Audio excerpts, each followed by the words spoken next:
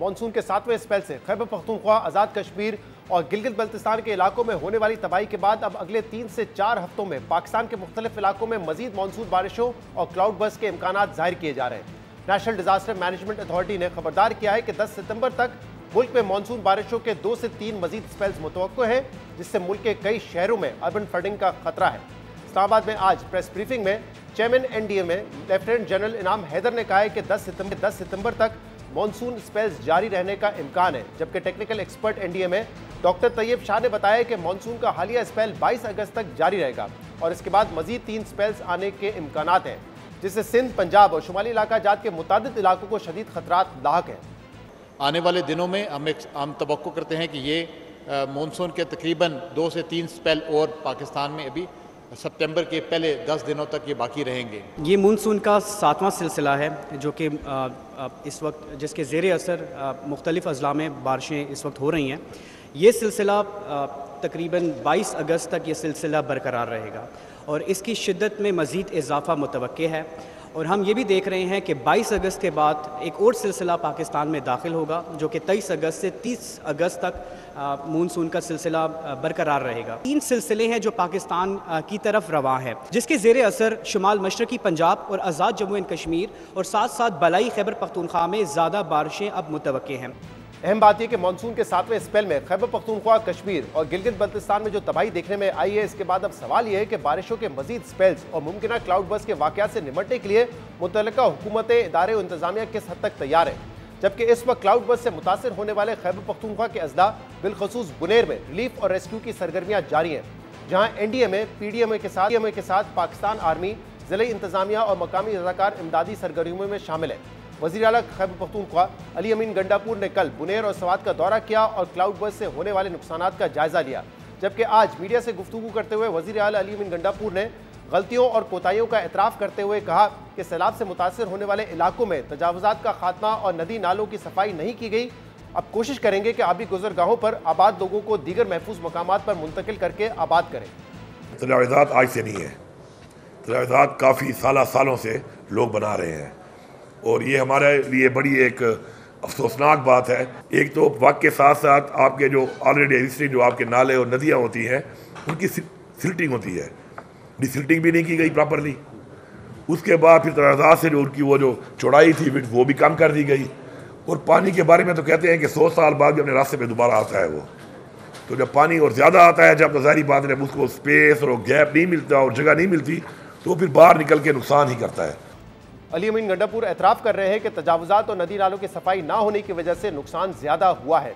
अहम बात यह कि मुतासरा इलाकों में रिलीफ की सरगर्मियाँ जारी हैं, लेकिन खैबर पख्तूनख्वा हुकूमत वफाकी और पंजाब हुकूमत से खातिर ख्वाह मदद ना मिलने का गिला भी कर रही है। कल हमारे प्रोग्राम में तर्जुमान वज़ीर आला फराज अहमद मुगल ने वफाकी और पंजाब हुकूमत के ताउन के बयानात को सियासी बयान और सोशल मीडिया की हद तक महदूद करार दिया था, जबकि आज मुशीर इत्तलात बैरिस्टर सैफ ने कहा है कि वफाकी हुकूमत और पंजाब हुकूमत ने मदद की पेशकश की है, लेकिन अभी तक उनकी जानिब से कोई सपोर्ट सामने नहीं आई है। जबकि आज अली अमीन गंडापुर ने कहा है कि अगर किसी ने अपना फ़र्ज़ पूरा करना है तो करे, लेकिन हमें किसी की मदद की ज़रूरत नहीं है। हमने जो एंडोमेंट फंड बनाया था जो इस वक्त माशाल्लाह 190 अरब रुपए का है, जिससे मुझे रोज़ाना 8.5 करोड़ रुपए आते हैं, वो एंडोमेंट फंड बनाने का मकसद यही था कि कभी भी ऐसे हालात बने या कभी भी आप कोई भी डेवलपमेंट या कोई प्रोजेक्ट में ज़्यादा पैसा लगाना चाहें तो आपके पास ये अमाउंट हो। इसलिए नहीं कह रहा कि वफाकी हुकूमत कहे कि जी पैसे हैं तो हमारा तो फ़र्ज़ ही नहीं बनता। फ़र्ज़ उनका अपना है, अदा करते हैं, करें, नहीं करते मेरे लोग मुतमईन रहें कि ये वो सूबा नहीं है कि मुझे भीख के लिए हाथ फैलाना पड़ेगा आप लोगों के लिए। मेरे पास वसाइल मौजूद हैं, आपको कंपनसेशन भी दे सकता हूँ, आपकी बहाली भी कर सकता हूँ और ये फ़ख्र होना चाहिए आपको इस बात पर कि मैं बरमला ये बात कर रहा हूँ कि मुझे किसी की मदद की ज़रूरत नहीं है। खैबर पख्तूनख्वा हुकूमत वफाकी हुकूमत की जानिब से ताउन ना मिलने का गिला करी, जबकि आज एनडीएमए के चेयरमैन इनाम हैदर और मेंबर ऑपरेशन ने प्रेस ब्रीफिंग के दौरान बताया कि वज़ीर आज़म की हिदायत पर कल इमदादी सामान की पहली खेप सूबे में पहुंचा दी गई है, जबकि दूसरी खेप कल पहुंचाई जाएगी। प्राइम मिनिस्टर की हदायत के मुताबिक इंशाअल्लाह ताला कल से उन तमाम अजला में जहाँ पर जानी नुकसान ज़्यादा हुआ है और लोग अपने घरों से डिस्प्लेस हो गए हैं, वहाँ पर फौरी तौर पर रिलीफ पैकेज पहुँचाया जाएगा, जिसमें राशन, अद्वियात और टेंट का सामान, या अगर आर्जी तौर पे हमें कहीं पे कैंप लगाने पड़े तो वहाँ पर उसका बंदोबस्त भी किया जाएगा, जिसके लिए एनडीएमए और हुकूमत पाकिस्तान के बाकी तमाम इदारे अपनी प्रोविंशियल गवर्नमेंट्स के साथ मुसलसल रब्ते में हैं। एनडीएमए के मुताबिक कल रिलीफ स्टॉक के 3 ट्रक खैबर पख्तूनख्वा हुकूमत के हवाले किए गए हैं, जिनमें 1,09,515 इमदादी अशिया फराम की गई हैं।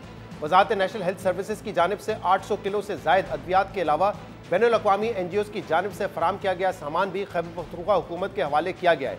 इसके अलावा 5 generators, 5 D watering pump, 5 water tanker, 500 कंबल और 200 खेमे भी फराम किए गए हैं। जबकि वफाकी हुकूमत के मुताबिक वफाकी वज़रा इंजीनियर अमीर मकाम, सरदार यूसुफ और उवैस लगारी भी आज इमदादी सामान के साथ बुनेर, स्वात और मानसेरा जा रहे हैं। इसके अलावा सूबाई डिजास्टर मैनेजमेंट अथॉरिटी, रेस्क्यू इदारे और ज़िले इंतजामिया बुनेर में जहाँ होने वाले अफराद की तादाद के हवाले से मुख्तलिफ दावे कर रहे हैं। डिप्टी कमिश्नर बुनेर काशिफ कयूम के मुताबिक बुनेर में क्लाउड बर्स्ट से होने वाली अमवात 400 से ज़्यादा तजावुज़ कर चुकी है। रेस्क्यू इदारे के मुताबिक बुनेर में जहाँ होने वालों की तादाद 255 है, जबकि सूबाई डिजास्टर मैनेजमेंट अथॉरिटी के मुताबिक बुनेर समेत सूबे भर में 313 अमवात रिपोर्ट की गई हैं। इन सारे मामलात पर और दीगर मामलात पर बात करने के लिए हमारे साथ मौजूद है पाकिस्तान के वजीर इत्तलात अताउल्लाह तारर। तारर साहब, बहुत बहुत शुक्रिया वक्त देने के लिए। सबसे पहले सैलाब के हवाले से बात करते हैं, क्योंकि हमने देखा खैबर पख्तूनख्वा, आज़ाद जम्मू कश्मीर, गिलगित बल्तिस्तान के कई इलाकों में बड़े पैमाने पर तबाही हुई है, अमवात हुई हैं। और आज भी एनडीएमए ने जो प्रेस कॉन्फ्रेंस की उसमें उन्होंने बताया कि आने वाले दिनों में भी 10 सितंबर तक ये बारिशों का सिलसिला ज़्यादा रहेगा और ज़्यादा शिद्दत से होंगी। तो क्या प्रिपेयर्डनेस है इस वक्त हमारी इसके लिए? जी बहुत शुक्रिया शहजाद साहब। देखिए, पूरी कौम बड़ी अफसरदा भी है और ये एक नेचुरल डिज़ास्टर है जिसके ऊपर जाने बहुत सी कीमती जाने भी ज़ाया हुई हैं, नुकसान भी बहुत हुआ है। तो प्राइम मिनिस्टर साहब पिछले 2 महीने से वक्तन फ़वक्तन एनडीएमए का दौरा कर रहे थे। वहाँ पे एक state of the art national command and control centre कायम किया गया है, जिसमें सैटेलाइट इमेजिंग के ज़रिए एक अर्ली वार्निंग सिस्टम नस्ब किया गया है। तो पिछली जो मीटिंग हुई आज से कोई 2 हफ्ते पहले, तो उसके अंदर जो केपी की इंतजामिया, बाकी तमाम सूबों की इंतजामिया, जीबी की, एजेके की इंतजामिया, चीफ सेक्रेटरीज मौजूद थे और उनको वक्तन फवक्तन एनडीएमए उस सिस्टम के तहत बताता रहा है कि जी ये सूरत हाल जो है ये हो सकती है। और हमारी बड़ी अच्छी कोऑर्डिनेशन भी रही है। और अभी भी जो रिलीफ और रेस्क्यू चल रहे हैं एफर्ट्स, वज़ीर आज़म साहब ने वफाकी वज़रा की ड्यूटी लगाई है कि वो इन तमाम अजला के अंदर मौजूद रहें। उसमें अवैस लगारी साहब, अमीर मकाम साहब और बहुत सारे और लोग शामिल हैं जो रिलीफ और रेस्क्यू ऑपरेशन की निगरानी करेंगे। अमीर मकाम साहब कल भी मौजूद थे। और एनडीएमए के जरिए वफाकी हुकूमत ने ट्रक्स जो हैं वो रवाना किए हैं और तवातर के साथ ये ट्रक्स जा रहे हैं, जिसमें दवाइयाँ हैं, राशन है, टेंट्स हैं, वाटर पंप्स हैं, जनरेटर्स हैं, ब्लैंकेट्स हैं। जिस चीज़ की ज़रूरत है वो वाफिर मिकदार में मकामी इंतजामिया के हवाले किया जा रहा है। और मैं अप्रीशिएट करूँगा कि आज जिस तरीके से अली मीन गंडापुर साहब ने भी इजहार किया कि वज़ीर आज़म साहब का उनसे रब्ता हुआ है, तो जितनी भी केपी की ज़रूरत होगी, फेडरल गवर्नमेंट भी और पाक फौज भी इसमें भरपूर हिस्सा ले रही है, एनजीओ भी हिस्सा ले रही हैं। तो रेस्ट अश्योर्ड कि पीएम लम्हा ब लम्हा सिचुएशन को मॉनिटर कर रहे हैं और ही इज़ अपडेटेड टोटली। कल भी उन्होंने एक इजलास कॉल किया है और ये तमाम सामान तवातर से ट्रक जो हैं वो जा रहे हैं। दवाइयाँ जो हैं वो कई 100 टन जा चुकी हैं, कई ट्रक जो हैं वो इसके टेंट्स के जा चुके हैं, वाटर पंप्स, जनरेटर्स के। तो we are in it, we are on it और हम इंशाल्लाह ताला वज़ीर आज़म साहब की हिदायत के मुताबिक मुकम्मल तौर पे केपी गवर्नमेंट के साथ ताउन कर रहे हैं। अच्छा अता साहब, मैं चाह रहा था कि इस मौजू पे जरा बाद में बात करूं, पहले प्रिपेयर्डनेस पे बात कर ले, लेकिन क्योंकि आपने इसका जिक्र किया है तो कल हमारे प्रोग्राम में फराज मुगल साहब जो कि चीफ मिनिस्टर के तर्जुमान है, उन्होंने कहा कि वज़ीर आज़म ने बेशक कहा हो एनडीएमए को, लेकिन हमें कोई वफाक की जानिब से या पंजाब की जानिब से बयानात के अलावा सपोर्ट नहीं मिली। आज मुशीर इत्तलात बैरिस्टर मोहम्मद अली सैफ साहब का भी ये बयान आया था कि पंजाब और वफाक की जानिब से कोई अहम सपोर्ट नहीं मिली है। हाँ, एनडीएमए ने हमें ज़रूर जो है वो हमारी मदद कर रहे हैं।